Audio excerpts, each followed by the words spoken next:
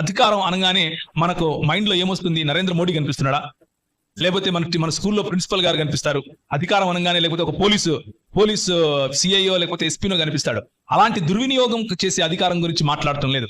ఆయన ఏ అధికారం గురించి మాట్లాడుతున్నాడు అంటే, సర్వ సృష్టిని సృష్టించినటువంటి ఈ యేసు ప్రభు, సృష్టి పైన రాజ్యం చేసే ఈ యేసు ప్రభు, సృష్టిని తన మాట చేత కలుగును గాక అంటే కలిగింది.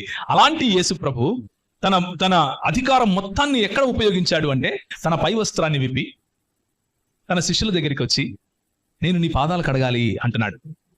ఆ అధికారం గురించి మాట్లాడుతున్నాను.